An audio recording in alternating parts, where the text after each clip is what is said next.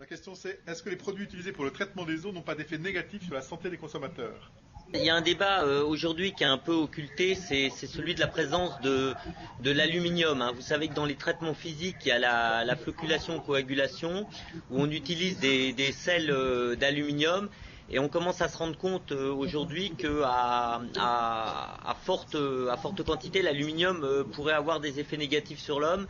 Le problème, c'est qu'il y a une dualité entre un impact sur l'homme qui n'est pas réellement validé, et puis le fait que ces coagulants sont utilisés depuis des années dans des quantités tellement importantes au niveau national et international que les changer, ça entraînerait des coûts. Donc j'ai pas de réponse claire là-dessus, mais en tous les cas, il y a un débat qui est un peu occulté, à mon avis, pour des raisons financières et peut-être des difficultés techniques, mais voilà, la présence d'hydroxyde d'aluminium dans le traitement des eaux qui peut potentiellement poser des problèmes. Oui, dans le monde de l'eau et pour le travail en développement pour suivre les désastres comme les inondations ou les sécheresses où on a de l'eau tellement contaminée, on utilise beaucoup de quantités de chlore. Et il y a une polémique qui a été lancée plutôt par le secteur de santé que le secteur de recherche de l'eau sur le surchargement de chlore dans l'environnement et le fait que le chlore, ça ne fait pas trop vite la décomposition. Il y a une polémique maintenant côté santé qui cherche pour les alternatives de chlore pour traiter de l'eau. Donc, si on vous écoute, a priori, aujourd'hui, les produits chimiques qu'on utilise ne sont pas nocifs pour notre santé, mais il y a quelques bémols sur l'aluminium ou sur le chlore avec des polémiques qui risquent d'émerger dans le temps. Oui, potentiellement. Nous, à Aganis, en fait, on ne les traite pas avec l'aluminium, mais avec du fer. Donc c'est pour limiter les risques sur l'homme. Le choix des coagulants, floculants, il y a principalement des sels d'aluminium ou des sels de fer.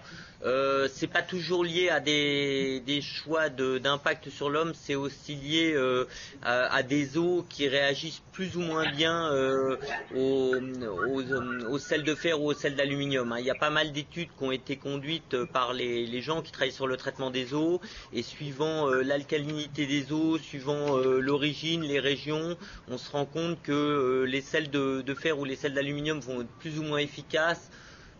Je ne connais pas le cas en particulier, mais plus souvent c'est lié à des raisons d'efficacité de traitement, le choix du fer ou de l'aluminium. Une dernière remarque peut-être de Châtillon sur ces questions-là? On veut savoir quel est l'état de la recherche en matière d'assainissement et quelles sont les futures méthodes. Au niveau de l'état de la recherche, hein, en traitement des eaux, on est à un niveau très très avancé, puisqu'aujourd'hui on est capable de modéliser des réacteurs de traitement des eaux en continu, en permanence, et de prédire l'évolution des polluants de façon assez fiable. Il y a un domaine dans lequel les recherches se développent actuellement, c'est plus ce qu'on appelle les polluants émergents, c'est-à-dire que aujourd'hui on ne s'intéresse pas uniquement à la pollution organique visible, hein, comme celle que vous voyez chez vous lorsque vous nettoyez des casseroles, il y a de la graisse, il y a des morceaux de viande, ça vous le voyez, mais c'est tout ce qui concerne par exemple les médicaments qui sont rejetés de façon directe ou indirecte. Et là, ça pose un véritable problème, puisque on s'est rendu compte, vous avez peut-être lu des choses là-dessus, hein, que à cause de ces micropolluants, on a des problèmes sur la faune aquatique aujourd'hui, hein, on a même des poissons qui changent de sexe avec certains polluants. On a aussi des problèmes de résistance aux antibiotiques, puisque les résistances aux antibiotiques se créent des fois au niveau des stations d'épuration, puisqu'on a des déchets qui viennent des hôpitaux. Hein, et où on a des bactéries qui finalement s'acclimatent même dans les stations d'épuration, qui vont créer des résistances finalement aux antibiotiques. Donc les recherches à l'heure actuelle, elles sont plus là-dessus, elles sont sur les polluants émergents, hein, plutôt que sur les polluants classiques où on sait bien faire. Avant on avait des métaux lourds, maintenant on a limité dans les métaux lourds, la plupart ont été limités, hein, on arrive à limiter les rejets, mais c'est plutôt effectivement au niveau de molécules pharmaceutiques qu'il y a des problèmes. Et puis le dernier élément peut-être, c'est pas en termes de polluants, c'est en termes d'influence de la variabilité des effluents sur le traitement.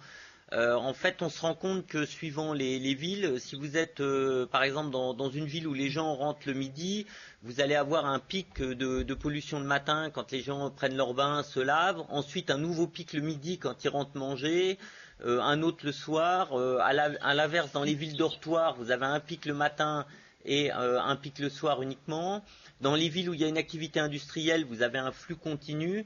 Donc ce qu'on essaie de regarder, c'est quelle est l'influence de cette variabilité des effluents sur le contrôle des stations d'épuration. Puisque c'est très très difficile de faire fonctionner une station d'épuration avec des débits qui varient tout le temps, des concentrations en polluants qui varient tellement. Voilà, c'est peut-être les deux axes de recherche. Quels sont les pays leaders dans l'assainissement de l'eau? Islande, je pense, parce qu'il y a très peu de population et très peu d'activités agricoles et industrielles. Il n'y a pas trop de contamination, sauf que des choses assez faciles à gérer eux-mêmes sur une petite population, sur une île assez bien fermée. Ça, c'est une chose. Aussi, ils sont vraiment dans la latitude de le nord. On n'a pas les maladies tropiques qui sont les maladies souvent liées avec de l'eau. Le pays, a priori, le pays qui est le plus avancé dans le traitement du cycle de l'eau, hein, c'est-à-dire de la consommation jusqu'au traitement, c'est Singapour. Sur Singapour, ils maîtrisent aujourd'hui un procédé